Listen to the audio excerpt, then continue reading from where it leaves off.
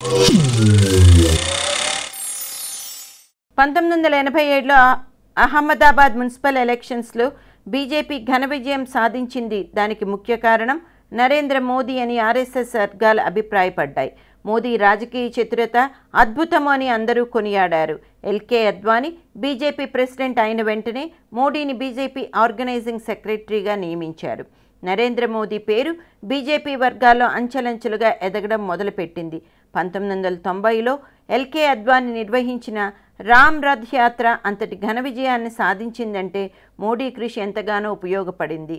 నరేంద్ర మోదీ పైన నమ్మకాన్ని పెంచుకున్న అద్వానీ మోడీని బీజేపీ పార్టీ సెక్రటరీగా నియమించారు. 1995లో స్టేట్ అసెంబ్లీ ఎలక్షన్స్లో బీజేపీ అత్యధిక మెజారిటీతో విజయం సాధించింది. మోడీ రాజకీయ సూక్ష్మబుద్ధి, కార్యకర్తలను ఉత్సాహపరిచిన రీతి ఈ విజయానికి ముఖ్య కారణాలుగా తేలాయి. అంతటా నరేంద్ర మోడీ బీజేపీ జాతీయ కార్యదర్శిగా దేశ రాజధాని ఢిల్లీకి బదిలీ చేయబడ్డారు. 1998లో బీజేపీ సీనియర్ నాయకుడు శంకర్ సింగ్ వేగ్లా పార్టీ మధ్య చీలికకు కుట్ర పన్నితే కేష్భాయ్ పటేల్కు వెన్నుదన్నుగా నిలిచారు మోడీ అపర రాజకీయ నైపుణ్యము, శత్రువులను చిత్తు చేసే ధైర్య సాహసాలు ఆ సంవత్సరం ఎన్నికల ఫలితాల్లో కనిపించాయి.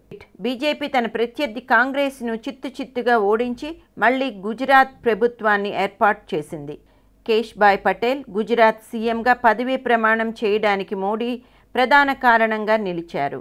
ఇదిలా ఉండగా 2001లో కేష్భాయ్ పటేల్ ఆరోగ్యం క్షీణించడము, భూజ్లో భారీ భూకంపం రావడము, అవినీతి ఆరోపణలతో పార్టీ నాయకత్వం ముఖ్యమంత్రి పదవి కోసం కొత్త అభ్యర్థిని ఎన్నుకునే పనిలో పడింది. ఎల్కే అద్వానీ మనసులో నరేంద్ర మోదీ పేరు ఉన్న మోదీ అనుభవం మీద సంశయంతో ఉండిపోయారు. ఆఖరకు కేష్భాయ్ పటేల్ను ముఖ్యమంత్రిగా కొనసాగమని, మోదీని ఉప ముఖ్యమంత్రిగా చేయమని సూచించారు. దానికి ససేమిరా కుదరదు అన్న మోదీ, గుజరాత్ పూర్తిగా బాధ్యత ఇస్తే నాకు ఇవ్వండి, లేదా లేదు అని ఖరాఖండిగా చెప్పారు. వేరే మార్గం లేక అక్టోబర్ 7, 2001లో నరేంద్ర మోదీ గుజరాత్ ముఖ్యమంత్రిగా పదవీ ప్రమాణం చేశారు. అలా గుజరాత్లో ఒక కొత్త రాజకీయ చరిత్ర మొదలైంది.